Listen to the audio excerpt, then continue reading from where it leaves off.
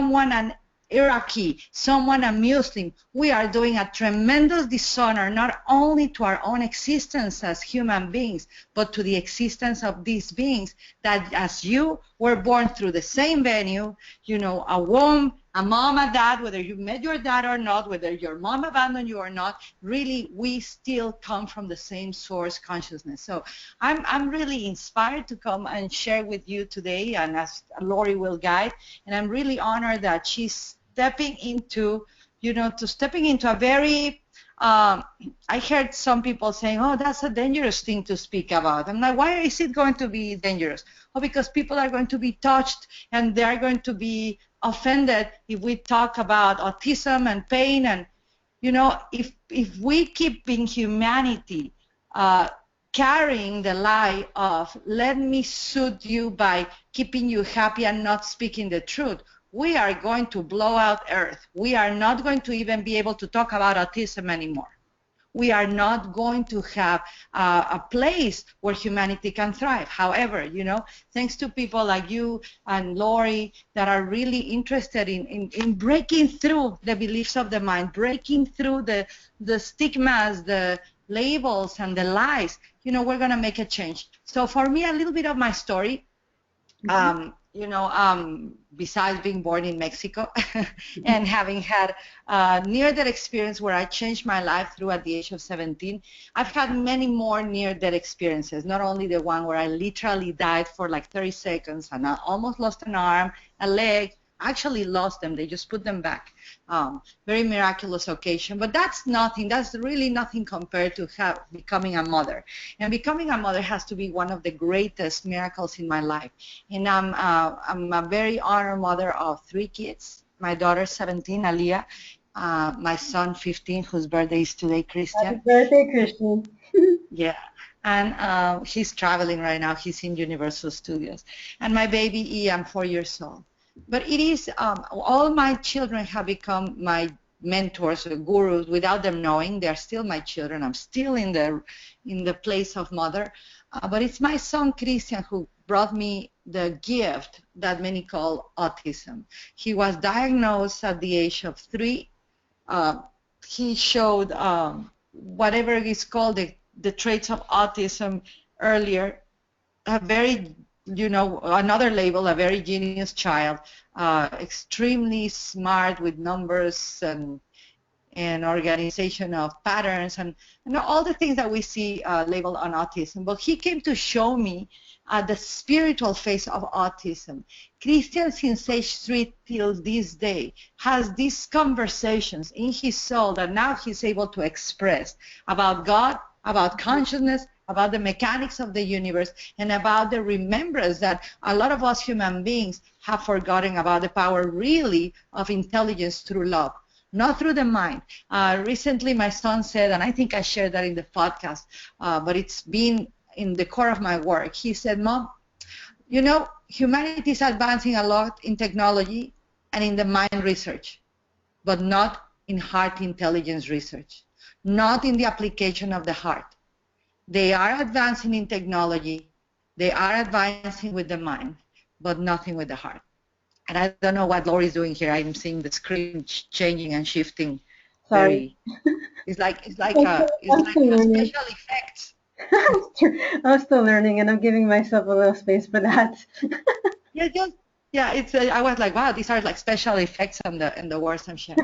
But, exactly. You know, these have more fun, and again, that's exactly what the kids are teaching us, is like to like enjoy life and not take it so seriously. Don't you agree?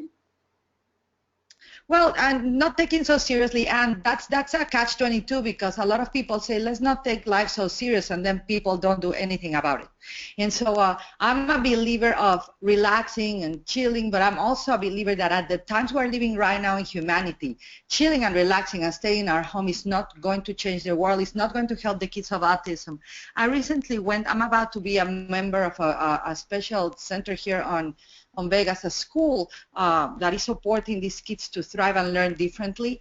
And I got to meet all the kids, and I tell you, I did not see the autism in there. They may not look like us or behave certain ways like us, or they may repeat things, but if you could take a look in your minds, all of us right now, we will find more autism in the way we disconnect with one another, in the way we're unwilling to look eye to eye, in the way we are unwilling to step out of our little pity parties of poor me things and take action. Stop waiting for permission and make a change in the world right now. Words of motivation, I can give them 10,000 hours, but it is, I hope that by the end of this webinar, you take a step further to master more, to learn more, to bring education and support and healing to the parents or to even the children that have gone into this stigma, onto this label, and bury themselves in that little box. The potential of autism is infinite, but it's not autism as a label. The potential of humanity is infinite.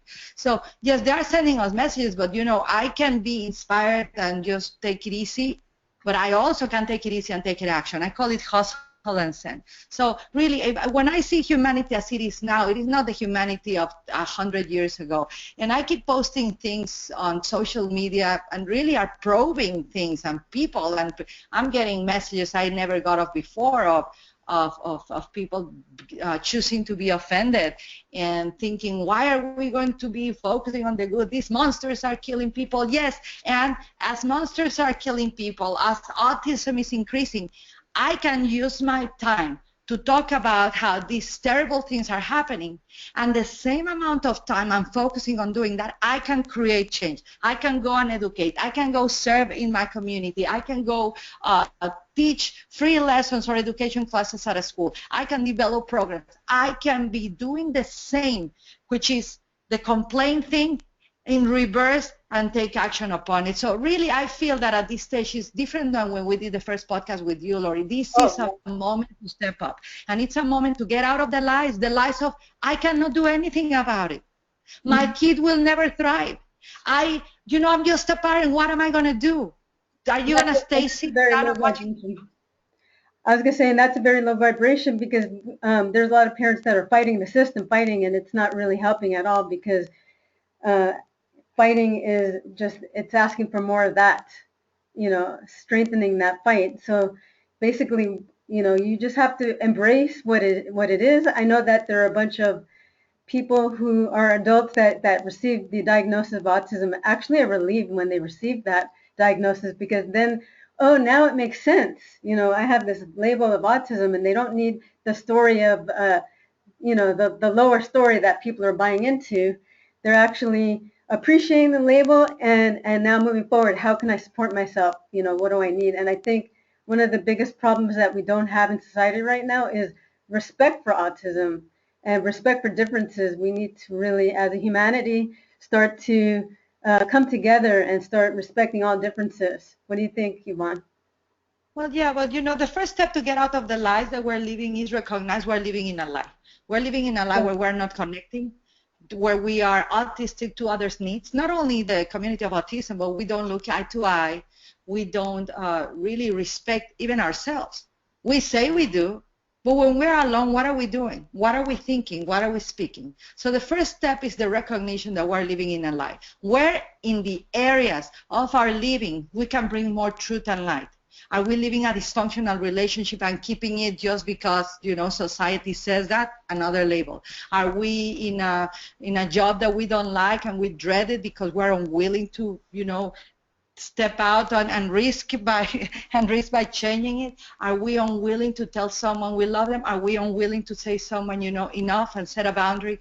It's just no judgmental space, but recognize where we are living the life first within ourselves, so we can have the moral right and moral authority afterwards to come into a system and change it. And the second step, I will say, after recognizing that, is bring into your conscious what is unconscious, which is you've recognized the lie, so now it's conscious. You are conscious of the unconsciousness, which is the first step for change. This takes care of like 95% of the problem, because the other 5% is going to take that conscious unconscious to be consciously conscious of what you're going to do next. So the next step will be, what next steps can we take? So if I'm fighting a system where I don't want my kid to be treated like that, I may create change, I may create change. It may help temporarily, but this is going to be replicated in humanity. Fighting has never, ever, ever done something, but I could do that, or at the same time, I could be choosing to gather with other parents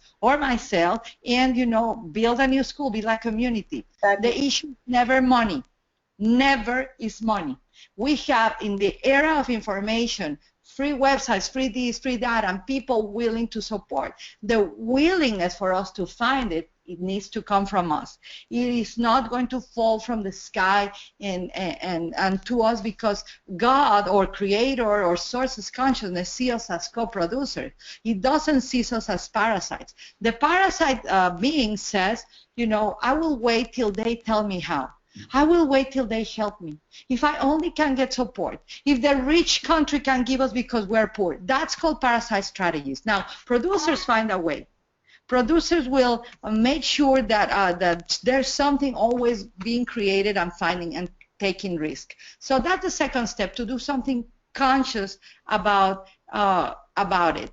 And then so you bring the unconscious to the conscious, then you become consciously unconscious, then you do consciously until you become unconsciously conscious and you start moving forward in this.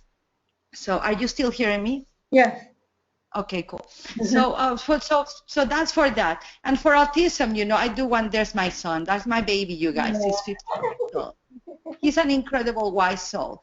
And I wanted to tell you more of what Christian shares. I do want to tell you that as a mom with a kid labeled autism, and I like what Lori said, that sometimes receiving the label is actually helpful, because then you know how you are going to support them to thrive. And it's like if you go to the gym and you want to attain certain body fat, if you have a number, a percentage, then you have a pointer on where you want to go. The label, the number is not fatal. It's not death. If you are not dying, it's not fatal. So it is a pointer, it's a reference of where we are starting with and where we can go. So with my son, I'm going to tell you, we did all of the gluten-free food. Was an essential aspect to support him, and we did not do it only for him, we did it for the whole family. Till this day, I am focused on eating as healthy as possible, as organic as possible. And some people say, hey, Yvonne, but organic is expensive, then don't eat it. If you're going to complain, then don't. Find the ways, the resources where it's the purest source. If you just have rice, if you just, whatever it is, find the most clean organic food for you. Be in accountability of that which you are going to ask of others to do. So we did that. We noticed a huge thing. My son was severely autistic when he was 3. He was whirling around all the time, never able to look into each other's eyes. And little did I know that he was actually reflecting my central nervous system, and I'll share about it in a moment. But we started with the diet like most parents do. We did remove every single possible artificial colorant and everything. My son these days now can eat whatever, but it took years and years to rebuild the immune system and re-educate the immune system and the digestive system, which is very linked to the spiritual system, by the way, how we digest emotions, food, thoughts, process, energy systems. So it just makes sense to me that what we eat does matters. The second thing we did is we did a lot of brainwave entrainment, neurofeedback, biofeedback.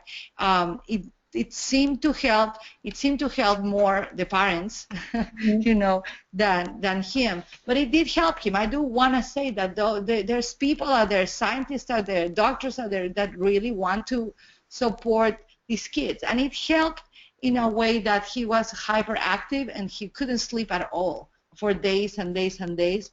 That helped him. I'm not saying this will help anyone, but we did every single possible thing, met every single possible expert in the world, RDI, relationship development intervention, behavioral therapy, sensor integration, and body touch, Reiki, levitational systems, if you want to call them, deep body pressure, family constellations.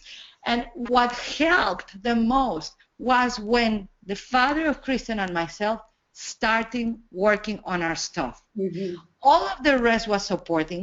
All of the rest was really, in the physical aspect of being of my son was helping. But it was not until we looked at the wounds we had as a family system, the wounds, the shadow self we had as a relationship, that my son began to thrive. And it was until I recognized, oh my gosh, I made the autism, I have made the pain all about me.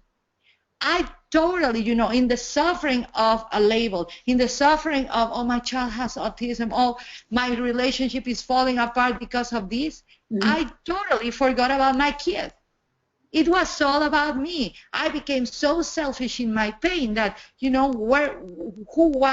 if my son would have come out of autism, he would not have found a mother, because I was not fully present. I was vested in the pain. I was vested in what the label meant. I was vested in what it was, all the dysfunctional things going on in my life at the time, in a very intense, deep relationship. So it was such a strong thing when I woke up from that dream, from that lie, and I saw the light, and I was really, it's like if they put you a bucket of water on the Super Bowl, you've just won the Super Bowl, and your teammates just throw this bucket of ice and Gatorade and cold water on you, and you just wake up and you say, oh my gosh, it is his turn. It's not autism. He's my son. I'm his mother. Hello, the pain is just normal. It's part of life. And I looked into my son and I said, it is your turn. And he stopped wailing, stopped saying, words that were like, that supposedly we can understand. And he said, he said, yes, I know. What took you so long? So we're talking about a 4-year-old at that time. So his wisdom has not stopped unfolding and growing. At this point, he knows a lot about the things going on in war. He's fascinated with the past history of Earth, trying to understand. He says there's a flaw in the system. He keeps talking about systems, and he keeps talking about how really it is love that is going to heal the world. And he's not coming from a perspective of, the woo-woo of all of us labeled ourselves spiritual because we label ourselves spiritual because we do yoga, we do meditation, and we are kind with one another, or we don't charge for our services, which is actually a disservice, but I'm not going to talk about this here. But it's not about that. It is really, love is going to be the technology that is going to heal the earth, because love as a frequency has a 5 to 8 hertz frequency that, incredibly so, today on 1122, which are numerology-wise master's numbers and mathematically create a perfect sacred geometry, we are vibrating today that hertz frequency. So that's really, how I step out of my own lie and into the light. Until this day, I meet kids that are labeled anything. And, I don't know how, but it's going through that shell of the label, and they know and I know we're recognizing each other. So we have incredible conversations, telepathic conversations, wisdom shared, and I feel more comfortable hanging out with them than with some of my acquaintances sometimes, to be honest with you. It's a more honest conversation, more real, less filter, just pure love, and the pain is there, they'll share it, and the anger is there, they'll share it. They won't hide, they won't pretend, they won't lie. So this is my little contribution here for the lie. I was going to say, I totally agree. Thank you. And I resonate with just about everything you're saying. And like I said earlier, it's like they don't expect us to change at all. Even your son, even when he's like, what took you so long? He still was patiently waiting for you. It was just sort of like a celebration time, right? I got the same thing with Michael. It was like when I got that perception shift, he just looked at me with this big grin, like, you finally got it. Like, they've been waiting, but they're not forcing us. And that's a huge difference, because there's a lot of force that, so-called normal people are trying to, force, differently able people into being more like them, which is not why they're here. So I do agree. And there is one question that came in that I thought was worthy of asking, and thank you, Tammy. She wants to know, how do we become conscious of our unconscious? Yvonne, would you like to go for that? Yeah, I would like to go for that. It's for me personally, I became conscious of my unconscious by hiring any single possible type of mentor. I've had mentors, more than my fingers of my hand. But, when you have the willingness to look at your distress, at your pain, instead of running from it, you become aware with the help of others, with studies, education. I keep saying that education is one of the other tools that will serve humanity to thrive, real education, because ignorance is costing us much more than education.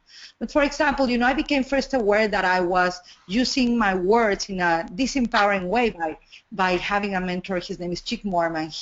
I became a parent talk system certified trainer, a personal power language trainer by meeting him. He taught me, when you say, I have to, I need to, but you are separating yourself, you are using a language of disempowerment rather than empowerment. So those little moments of education gave me the realization, wow, oh my gosh, I've been using this unconscious language for almost 20 years of my life. So in the moment I recognized, wow, I was doing that.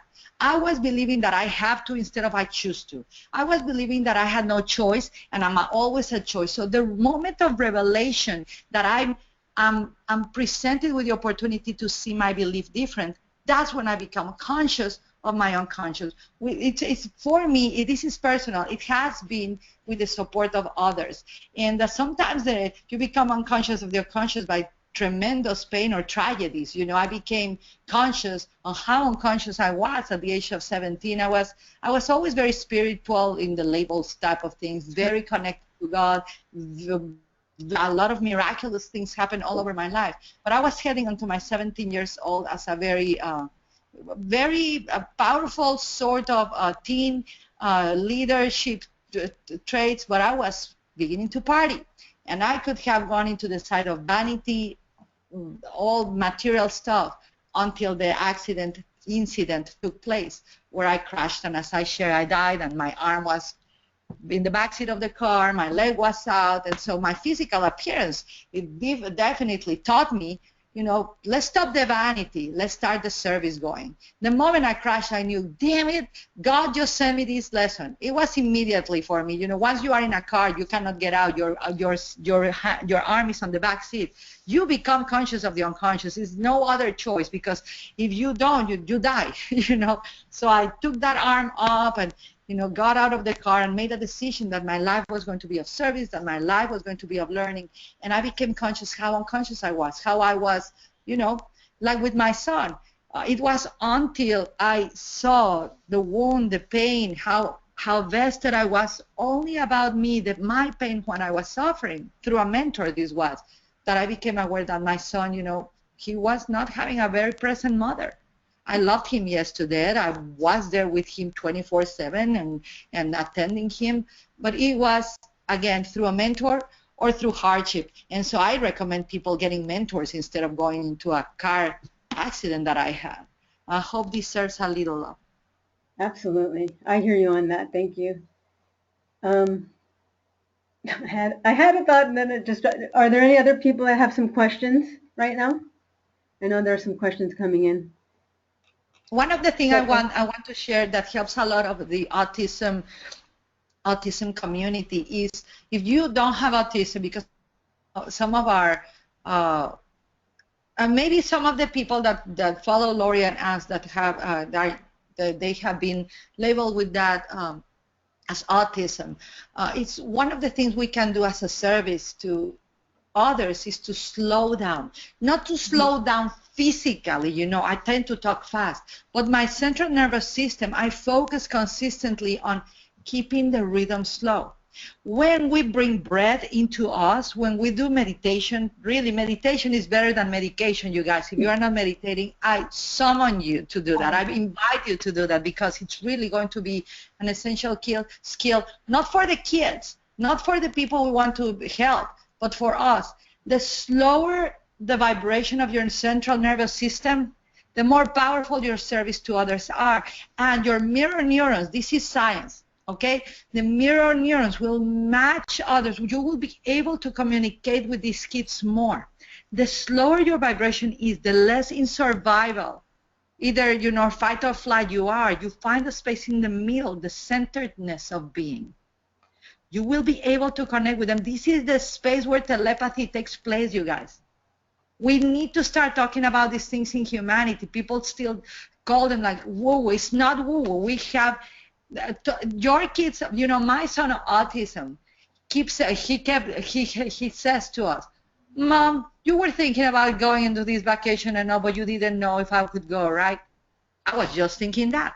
So he can get into this space where they hear the thoughts. That's why sometimes it gets so overwhelming for them, because they are not only listening to what you are saying, but what you are thinking. The electromagnetic field, sound, vibration, the noise of earth, it's so entangled, so convoluted, that the way we can serve them is how much core can we bring to the situation, how much more presence can we bring to this moment. And so the next time that you approach anyone, you do it from a space of reverence, of willingness to listen more than talk, you know, and in that moment, in that space, you meet their soul.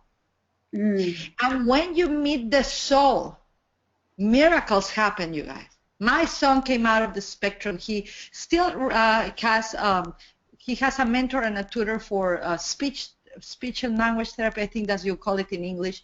And but he can now, you know, he's independent to go to classes, lessons, has friends. He has excel in sports, whatever he does. He likes to relax. He likes to relax. He loves meditation. The dream of my son is to be 2 hours with his meditation, transcendental meditation teacher. That he'd rather be that than going to movies and stuff. But you know, you got to find what each being likes. But one of the things, this is a gift of autism to us, slowing down. And it's an internal process. I'm doing it right now. Not through my works, but consciously I'm bringing attention to where I'm at in this moment. And you can start wherever you are in the world right now. If you take a deep breath in, let's just practice as in a moment. I know we have the time, we have a couple of more minutes. Well, yeah. You know, people that are available to stick around, we have till 10:30. So, and there are a few questions, but yeah, let's go with the flow, Yvonne. Yeah, so if you for a moment, you know, because these, you know, we can get all the information we want about autism right now, and all the information about the lies and how to, you know, how to bring to the system a new proposal of change. And I have answers for those type of questions, but it won't give us any service if we just keep going just for the information and survival. So for a moment, just slow down, or just take a deep breath. And look where your body's at. How's your neck doing? How's your back doing? Are there any areas that you feel tension in? In your jaw, your face? What is your face showing when you say you are happy? Is there worry? Is there concern? Is there anger? If there's any distortion of congruency? And just look at it. Where's your breath? Without judgment. Look at it without judgment. Just recognize it to be there. And as you take a deep breath in, feel how your solar plexus begins to relax. Bring relaxation to it. When you breathe, you stop thinking the thoughts that concern and worry you. When you hold the breath, when you don't move, you bring more fear and worrisome thoughts in. Any of you who are afraid, you can slow down that rhythm of survival and fight or flight by moving forward, by really even moving your arms. As soon as there's movement, the fear stops. You got to stop to think of fear.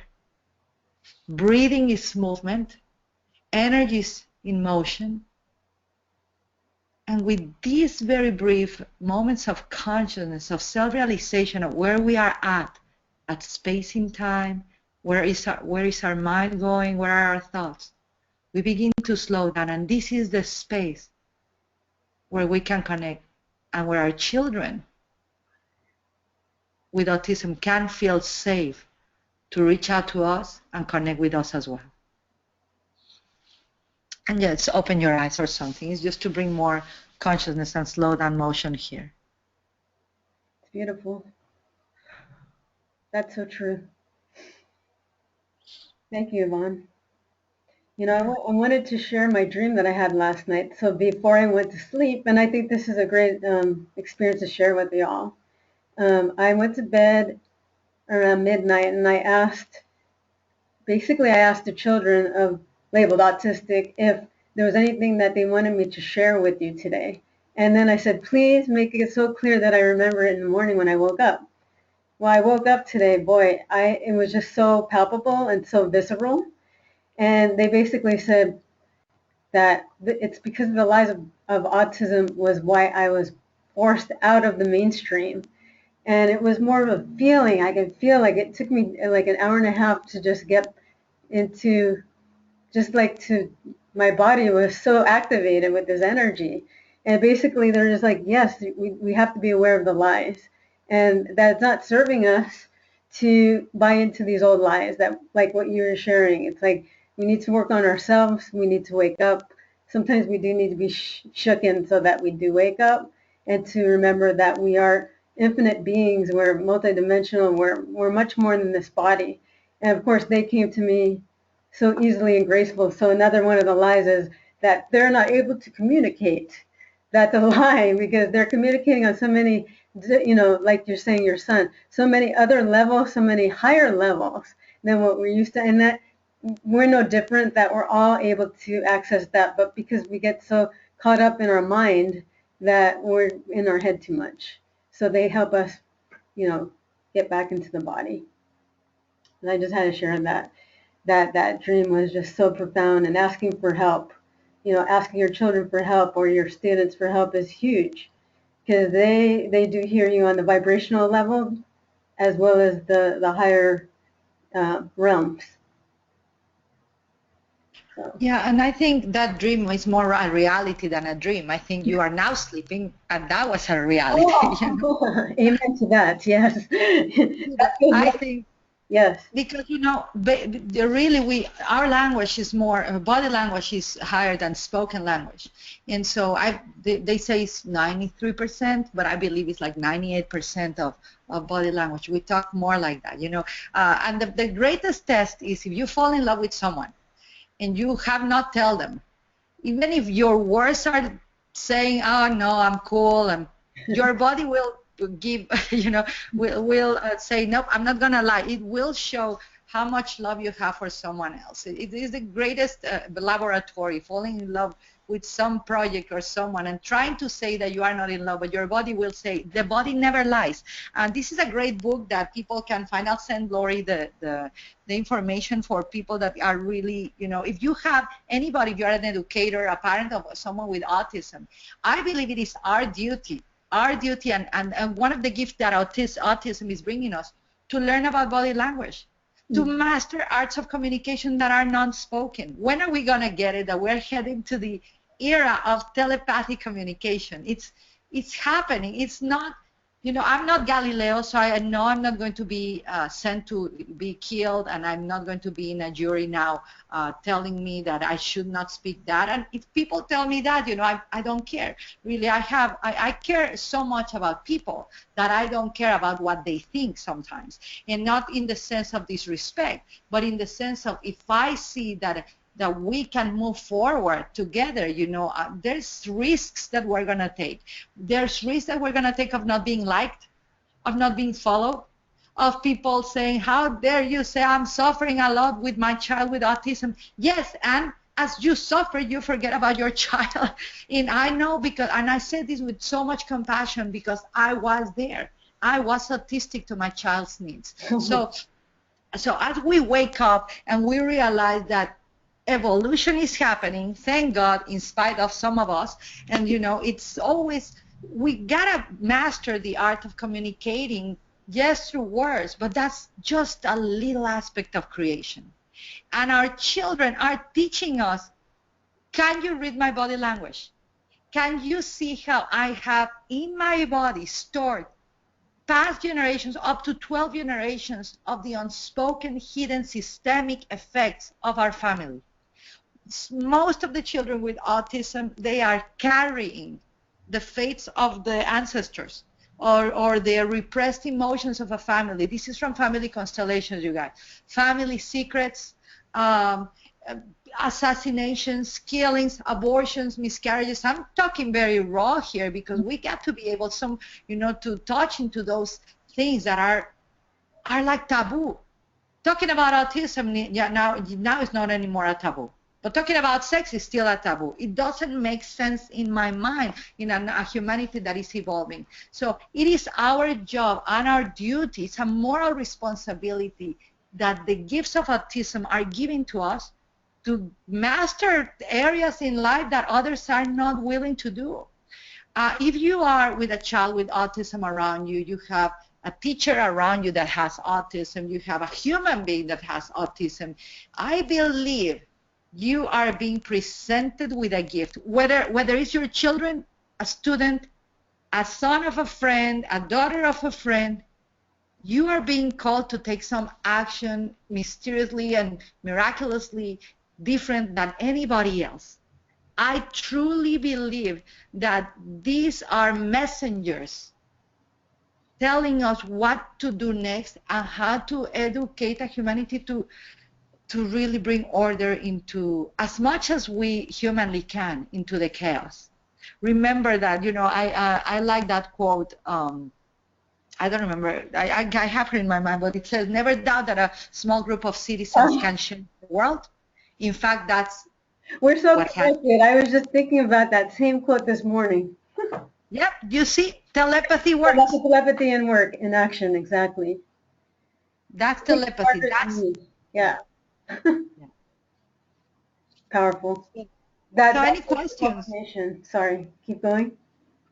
Yeah, no, so any questions? I think we're in a point where any questions, I'm here for a couple of minutes to answer any questions, about even therapies, even diets, even how as parents or educators we can be, I know the challenges that I've gone through. There's Like, a question, I'm going to read it, and it's from Marissa Leon, who's a speech and language pathologist. Thank you, Marissa. So I'm just going to read. It says, okay. beautiful stories. The kids are amazing. Yeah, that's what I say. This is Marissa Leon, SLP, Oh, speech language practitioner. I went through a very similar experience in my process to becoming aware of the power of the gifts of autism. When I became conscious of myself and changed the way and perceived and used language and labels. 15 years into my career, parents are telling me incredible stories. I'm seeing and experiencing wonderful things. Thank you so much, Lori and Yvonne. wow. Well, let me tell her something, Marisa. Thank you for your contribution you are doing to the world. That's business, yes. It gave me shivers, it's called the Kundalini energy, just because beyond the words of what Lori is saying and what she's reading, there's a transmission. There is, I feel shivers and even like tears because you are what one of my mentors called a spirit whisperer. And it is the spirit whisperer, this from Chick Mormon. It's an educator that knows that every single thing, a parent, a person, a people, a person, whatever, that every single thing we do, we say, and we don't do, is going to create a footprint in the soul of a human being. And Marisa, so I just felt all the footprints you've created. I thank you for, waking up to change. I love what she says, to change my perception of the label. And suddenly miracles are happening. It's just one little thing. It's just one willingness to step up. We can fight the system, or we can. There's a great book called Lao Tzu, Sun Tzu. It's called The Art of War. And I was reading it this morning. And who wrote that? It's Sun Tzu. My Chinese. I'm gonna be taking Chinese, by the way. But I'll send all my recommendations of books to Lori, and you can propose them in the Gifts of Autism and in your mentorship programs. But the art of war is really about war and bellics, and I'm studying them because, you know, all the war in humanity happening. I want to be prepared in a way of having more education rather than just an opinion. And so it says that you win a war not by fighting it, but by actually not fighting it. So it's very metaphorically. So what Marisa is doing is actually defeating a system without fighting a system, just changing her perception. Suddenly all the parents are sharing miracles. And I really salute you, Marisa, for whatever you're doing. I would love to meet you one day. You know, it gave me shivers in my spine. And thank you for being such a spirit whisperer of the kids of autism. She said, I would like to know the best therapies that have worked the best. I think it's an individual thing as well. Yeah, but I like her question. Okay, go. Hello. Yeah. Are you still here? Yeah, I would like to hear her question, I was saying. Oh, no, her question was, she said, I would like to know the best therapies have worked. I'm not sure if I'm reading it. It says, I would like to know the best therapies have worked best. I guess she's saying she wants to know what therapies have worked best, maybe for you. Okay. Yeah. Well, things that, for me, the things that I've seen work well, and it was work, and something that I saw, it is individual, of course, like everything in humanity, but I saw that sensory integration. You know, I had the best friend, mentor, teacher ever, Serena Sutherland. She left her body 2 years ago, but sensory integration was great. Anything touch, brushing the skin, you know, I think that was great for my son. And definitely one of the things, I say this for autism, no autism, the diet, you guys, the food that we eat, it's not the same as when our grandparents, our ancestors were here on earth. The pesticides and all of that are modifying things. And I know everything is consciousness and energy, and just put your intent and you will be eating healthy. Yes, and food is still energy. And I will like summon people to really explore adding one healthy thing more to your repertoire of liking foods. This is not to avoid everything. You know, we are not going to go into restriction, because restriction creates limitation, limitation births frustration, frustration builds anger, anger builds war. You can see it on the news. I don't watch the news, but you can see that pattern. Those are the patterns called the patterns of fear. It's a crazy age going on in humanity right now. But I will definitely explore more healthy eating, and you will have to find what is the best for the kids, and for you. But I will get off gluten. I will get off wheat, unless it's, you know, the sprouted type of organic thing that you make in your own house. I will get off sugars. I will get off of the 3 white deaths: sugar, salt, and white flours. That's something, you know, in my family we don't do it. You know, the only place I do it is date night, and I go with my husband, who loves meat, bread, cheese, all of the things that I don't eat. He loves that, but you know, it's okay. But I see the change. It's a radical change. Another thing that really helped me and us, it was the RDI. His name is Steve Gustafson. I'll send it to Lori so she can post everything. You got to explore. And it was Relationship Development Intervention.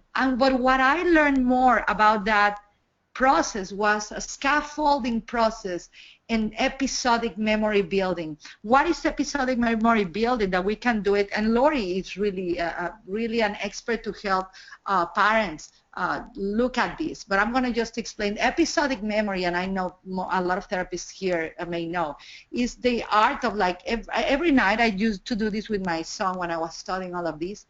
I will take pictures of the day and show him, this is what happened today in the day. You know, we build memories. This is so important, not only for autism, but for relationships and everything. We tend to build up the negative stuff in our brains. So we start building an episodic memory of time, of events of joy.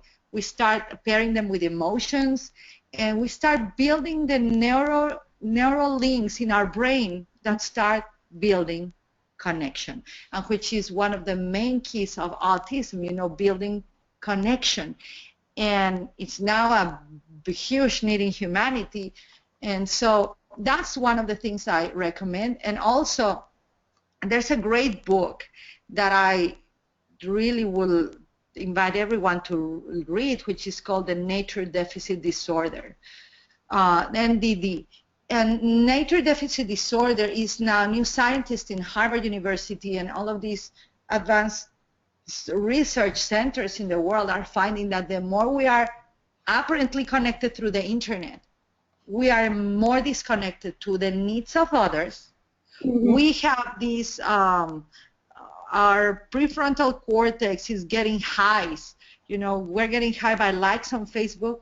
You know, we're getting like adrenaline shots every moment of a like, or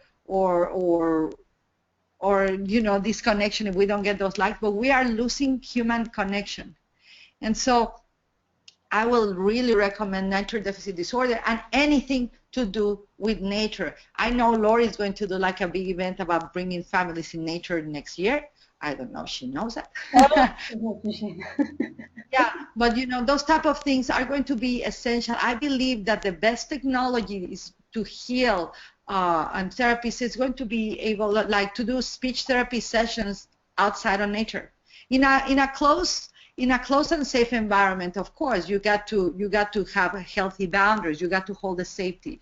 But I believe that right now all of those therapies are great, and we got to move forward and create the new ones. I think biofeedback and all of that is also very helpful. You know, I took a year or two of neurofeedback, biofeedback. I was very fortunate to be on a research thing in Santa Barbara, California, where there were Tibetan monks doing it at the same as I. So it was 4 monks in different rooms and me. I just remember just going with the excitement to see if I could tap into the monks' brains, but I got so high with the experience. But that's something that even them are doing. So I will explore biofeedback, neurofeedback. Some kids don't, you know, they don't like to be strained on a chair, or some kids handle it. So those are great things, and definitely cleaning your diets. I have nothing. Can I share? I wanted to share my experience that I just recently learned and I've been implementing. So I recently heard that I have gluten sensitivity, and my soul, when I heard that, I actually just knew it from the deepest part of myself. And it's been the easiest transition to go into gluten-free. And like you said, Yvonne, it was like I knew I had to go beyond gluten-free. I had to get rid of the processed foods and the sugar and the white flour, all of that. Like, I had to just get rid of it. It's been so easy and effortless. And the first thing that I noticed, and I feel like a representative for these amazing children, and of course, you know, we all need this, because we all need to really refine our bodies, and that we're all, you know, conduits. So yeah, the first thing that I noticed after I got off of gluten was that my thoughts were becoming more clear. My mind's clearer now. So, and I'm much more calm. And that's a huge thing. Like, there's just this sense of calmness that I hadn't had before. So that's huge. Again, it's so simple to transition into a cleaner diet, eating style. And it's just made such a huge difference. So, you know, I'm grateful. I'm grateful that I'm doing this and that I can share my experience, and I have been sharing it on the Gifts of Autism and my page, because I do think, like you just said, that we need to clean up our diets and start really honoring our bodies, our minds, and souls. So I just wanted to share that with everyone, that it does make a difference on more than the physical level. Yeah, so does anybody has any questions right now? There's one more question, and then we're going to go into the future of autism. Perfect. All right, so, and I'm so grateful for this conversation, and I know that it's opening up a lot of new portals, you can say. All right, so. One thing I do want to recommend, since Marisa asked, is to explore transcendental meditation. It's not religious, non-sectarian, and they have programs for kids, you know, in quotes, with special needs. It has been an incredible, you know, neurofeedback is not needed after using this type of meditation. It's so easy. So simple. You know, I've done meditation most of my life since age 12, and I have explored all the sorts of meditations, all types of yogas. But this is the one that for me, this is personal. You know, you gotta try it to see. Always test things. Like the Buddha says, I don't believe anything anybody says unless it sounds truth for you, even if I say so, you know. So go and test it. Don't believe me, just test it, try it. But transcendental meditation, it's each time my son does it, his speech is more clear, his ideas are more organized, the connection between emotion and behavior is more palpable and strong, and we see immediate results. So I just wanted to share that. Great. Yeah. And any kind of resources are great. I agree with you. I love that your son loves that too, by the way. Although I've noticed a lot of the kids are really connected, that they don't need to actually do anything more than just tap into it, which they're naturally tapped into.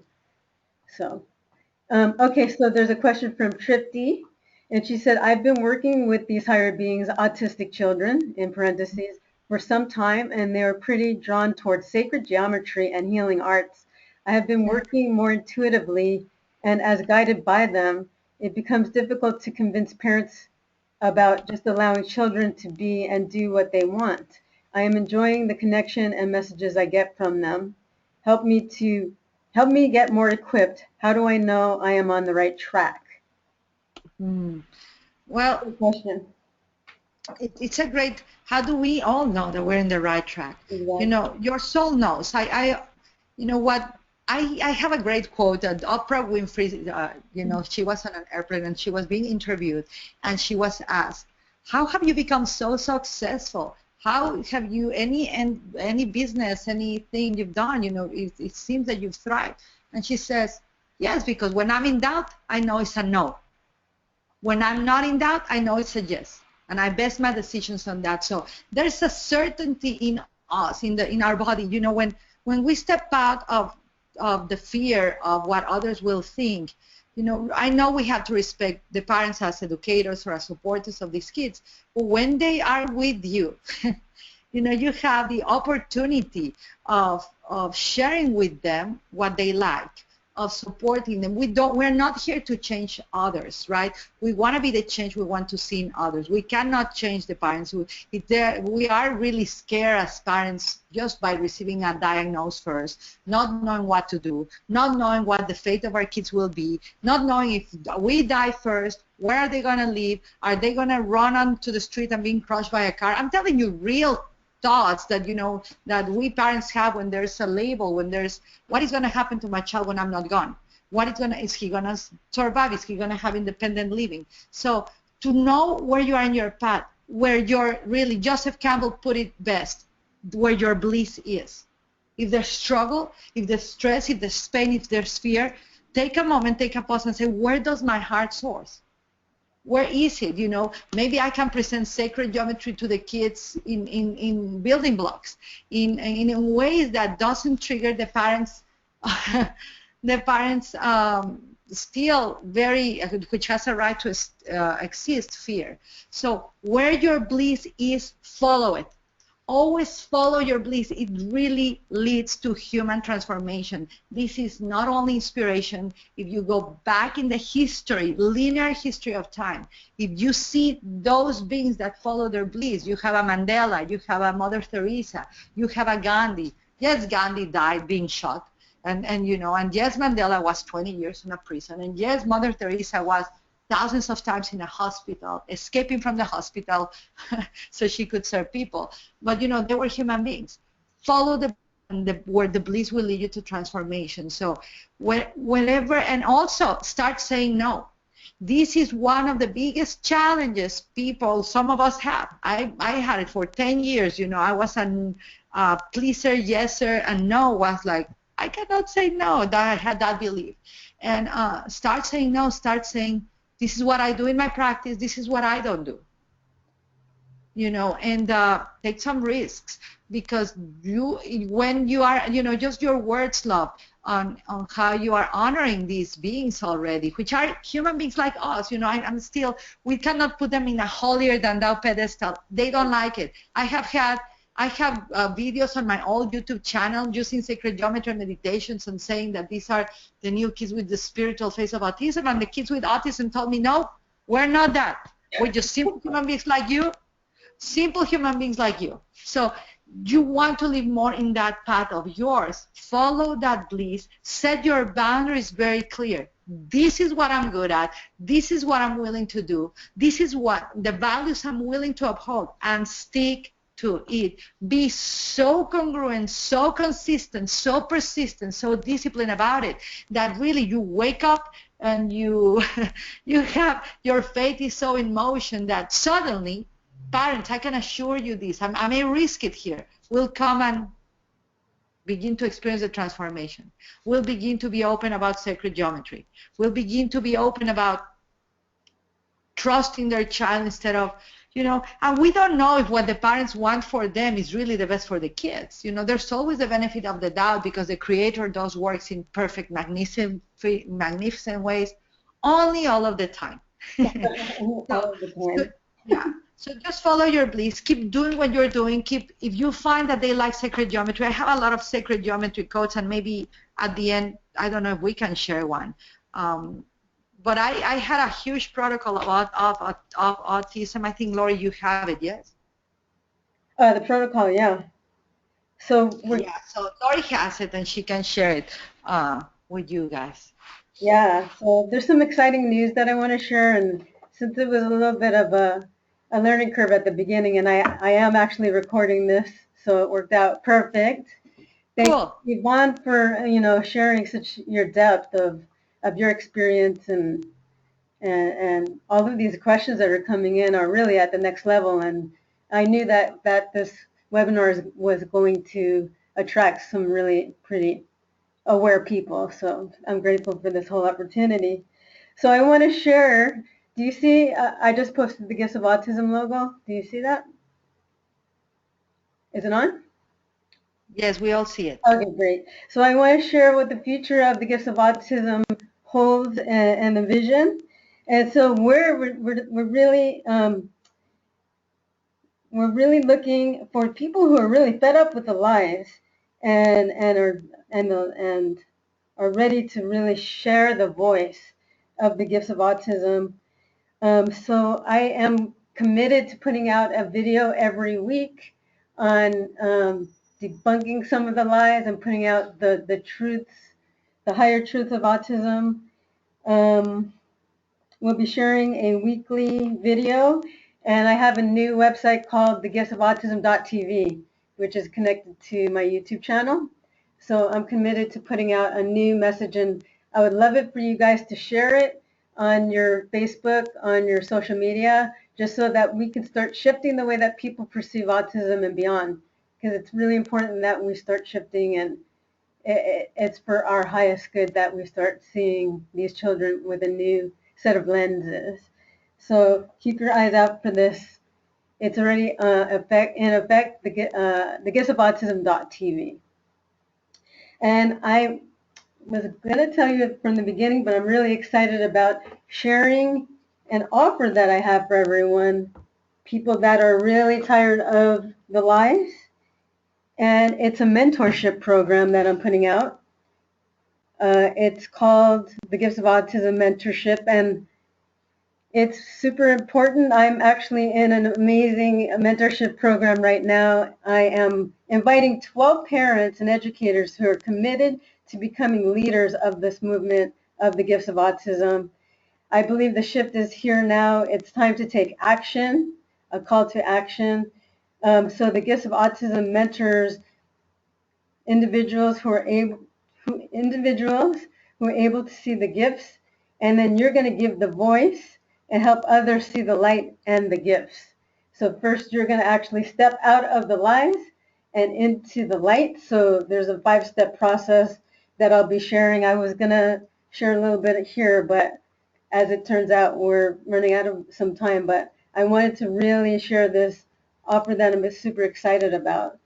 So what we're going to do, the Gifts of Autism, will help you strengthen your inner core so that you can fully support your child or student, their uniqueness, their soul perfection, And when we really start honoring, and they also show us what we need, but really when you start to build your core as what we do in exercise, we're building our muscles.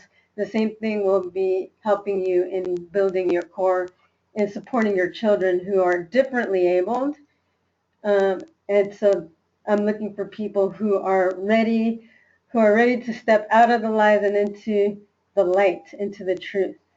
And I was thinking about that Vedic, uh, that prayer that says, from untruth to truth, from darkness to light. So one night when I was meditating and I was making sure that we have the perfect title for this webinar, that's what I heard, from darkness to light and from untruth to truth. So I'm glad that we could actually present this to you today.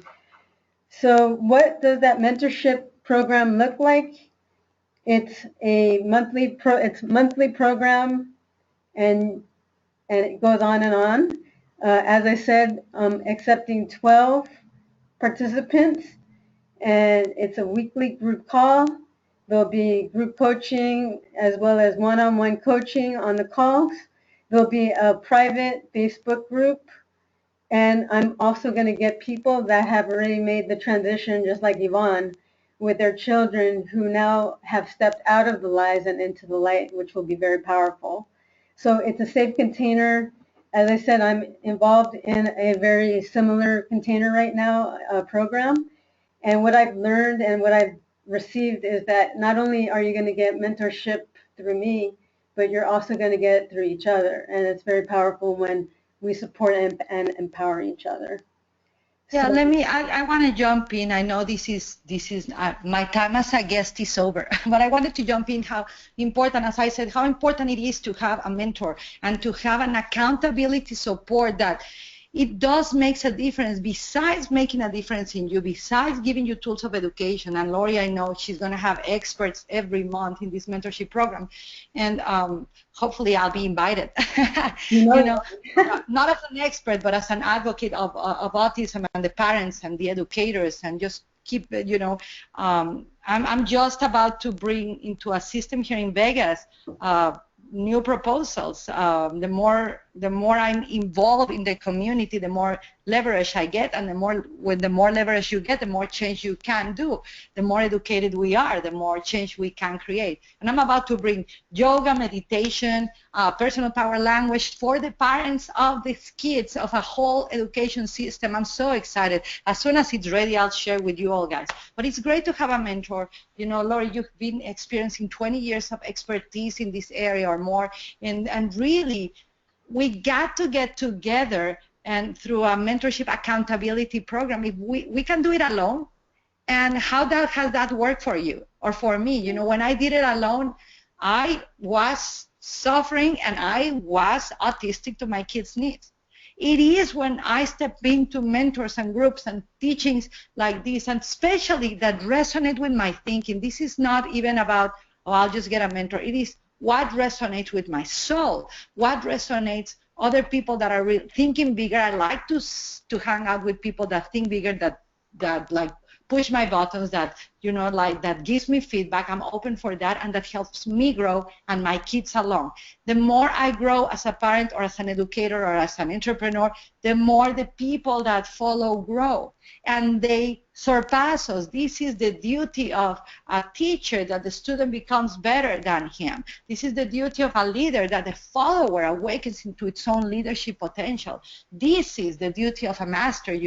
It doesn't have students, it just has dormant masters right now, these guys as a student. So I really recommend everyone just to take a different action, and not wait. The things, if you turn on the news again, I as much as I get people saying, Yvonne, you are in a delusion, hoping and this, and I see the world what is going. It's not nice.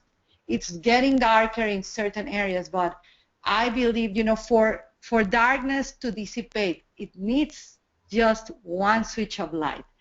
And if we can become, when we choose to become that switch of light, all of us, we will bring the gifts of autism, not only brilliant light to its futures, but we will be designing the system and the futures we want to see in the world. So I really recommend that for you all, guys.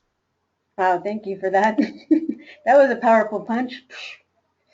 So again, yeah, as you just said, that it's just so powerful to be involved in a group setting that keeps you accountable, and that you're in a like-minded group that people are still trying to accomplish the same goal.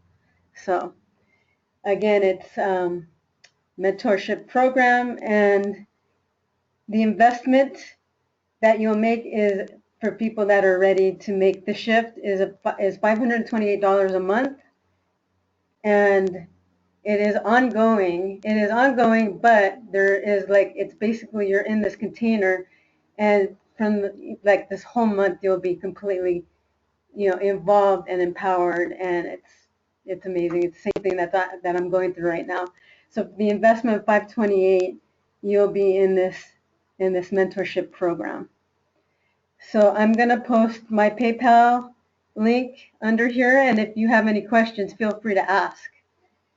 And I'll be happy to answer any questions, and I know Yvonne can also answer any more questions. So thank you for that. I'm just really excited to offer this, and like you said, this is my 25 years plus training, and honestly, looking back now, I can see how I was actually conditioned and trained from a very early age. So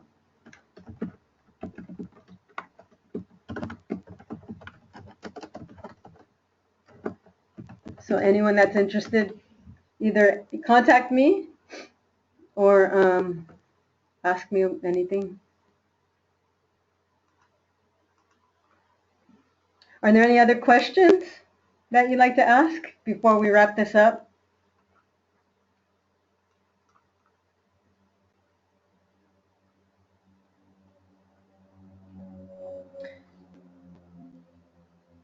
You're welcome. You're welcome, Claudia. So I'm super grateful that you all showed up today on a Sunday, some of you on a Monday right now. I know we have quite a few of you from India, and just high, deep gratitude for all of you who showed up today here to make a shift in humanity. And Yvonne, just deep gratitude for you to show up and really share your expertise and your experience with your son and beyond. And I thank you for your contribution to the Gifts of Autism and to me in helping launch this mission into the ethers, into the cosmos, and of course here on Earth. So thank you so much for your contribution, and thank you everyone for showing up today.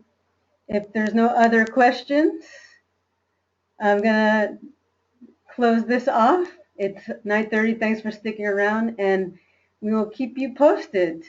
And again, if you have any questions, feel free to either Facebook message me or send me an email at giftsofautism@gmail.com. And also you'll hear more about the giftsofautism.tv. Lots of great information coming out, lots of movement. We need you all to participate so that we can make this shift happen with ease and grace, and happen as soon as possible, so that the children can blossom, and so can all of humanity. Thank you. Namaste. Thank you, Yvonne. And have a beautiful day. Bye.